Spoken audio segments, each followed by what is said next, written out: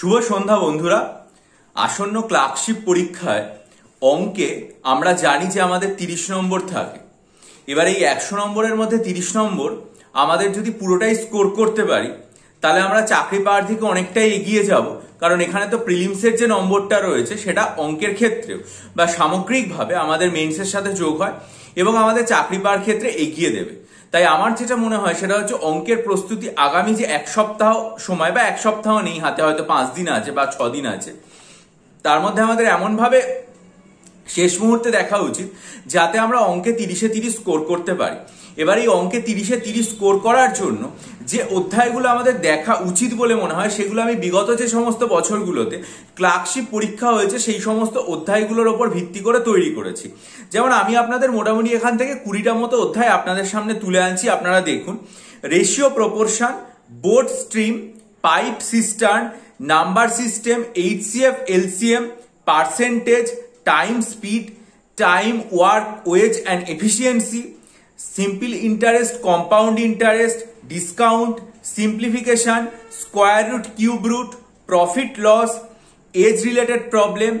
Number সিস্টেমেরই আরেকটা অংশ হিসাবে ডিভিজিবিলিটিটা থাকতে পারে, রেস, স্পিড, ট্রেন, মিক্সচার, এছাড়াও অ্যালজেব্রা আর সাধারণত মেনসুরেশন 2D। মোটামুটি এই 19-20টা চ্যাপ্টারের ওপর ভিত্তি করেই কিন্তু ক্লার্কশিপ পরীক্ষায় অঙ্কগুলো বিভিন্ন সময়ে প্রিলিমিনারি বা পার্ট 1-এ এসছে।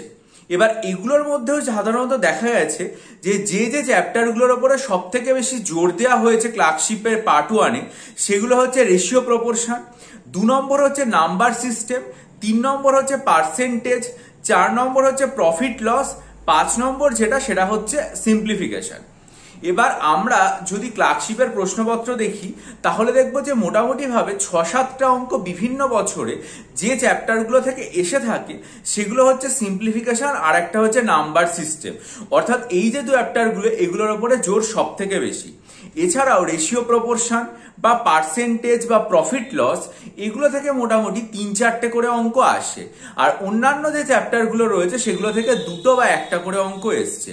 এবার আপনাদের সামনে যেহেতু সিলেবাস সামনে আর 5টা দিন সময় আছে, সোম, মঙ্গল, বুধ, বৃহস্পতি, শুক্র, তাই 5টা দিন আপনারা চেষ্টা করুন যে 4টে করে চ্যাপ্টার দেখে যেতে।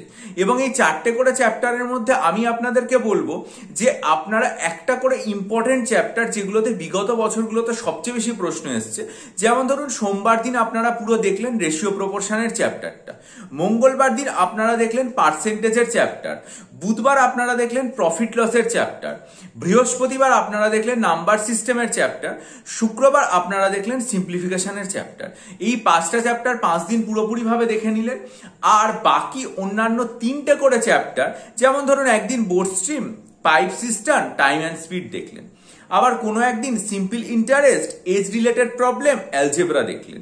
এইভাবে আপনারা চেষ্টা করুন যে এক দিনে 4টে করে চ্যাপ্টার পুরোপুরি দেখবেন, তাহলে 4-5-এ 20, সম্পূর্ণটা দেখা হয়ে গেল 20টা চ্যাপ্টার।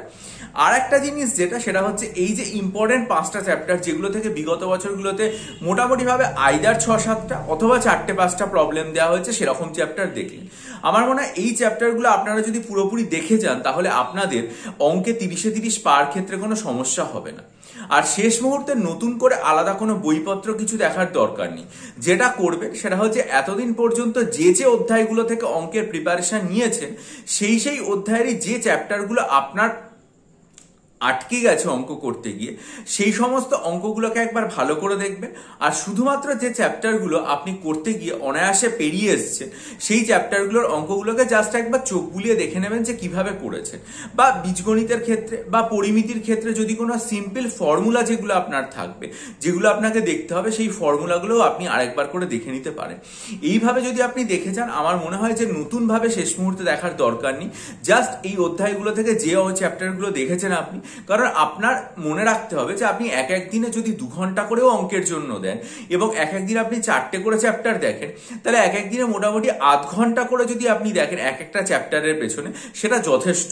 এবং এই 8 ঘন্টায় আপনি খুব ভালোভাবে মোটামুটি 50-60টা অঙ্ক দেখে নিতে পারবেন এবং এই ধরনের প্যাটার্নের অঙ্ক যদি দেখে নেওয়া যায়, তাহলে আপনার কিন্তু এটার বাইরে করে মানে আর আলাদা কোনো আর কি মানে চ্যাপ্টার কিন্তু আর কি মানে থাকবে না, ঠিক আছে? তাই আমি আপনাকে বলবো যে এইটুকুর প্রস্তুতি নিন, তাহলেই অঙ্কে পুরোপুরি 30-এ 30 পাবেন। আর এটা যদি আপনি মনে করেন যে আপনি তার সাথে মক টেস্ট দেবেন, তাহলে ক্লার্কশিপের জন্য আমি টোটাল 18টা মক টেস্ট তৈরি করেছি, সেগুলো আপনি নিতে পারেন। এটার সম্পর্কে ভিডিও আমার চ্যানেলে 28শে অগস্ট আমি আপলোড করেছিলাম, এবং 19শে অক্টোবর আমি আমার চ্যানেলে কিন্তু এগুলো সম্পর্কে বিস্তারিতভাবে আলোচনা করার যে ভিডিও দিয়েছি, সেখানে WBCS পরীক্ষার 24টা 200 নম্বরের এবং 24টা সাবজেক্ট ওয়াইজ 100 নম্বরের মক টেস্টের কথাও বলা আছে। আপনি দরকার পড়লে সেগুলোও নিতে পারেন। ডেসক্রিপশন বক্সে আমার ইমেল আইডি দেওয়া আছে, সেটার মাধ্যমে যোগাযোগ করুন।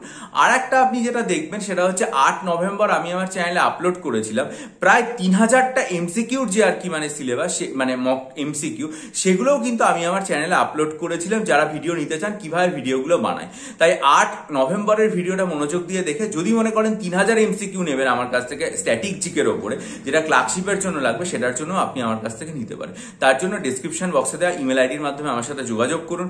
ভিডিওটা ভালো লাগলে লাইক করুন, বন্ধুদের মাঝে শেয়ার করুন, এবং অবশ্যই আপনার মূল্যবান মতামত দিয়ে আমায় ঋদ্ধ করুন। চ্যানেলটা সাবস্ক্রাইব করে বেল আইকন প্রেস করুন। ভালো থাকুন, বিজয়ী হন, সফল হন।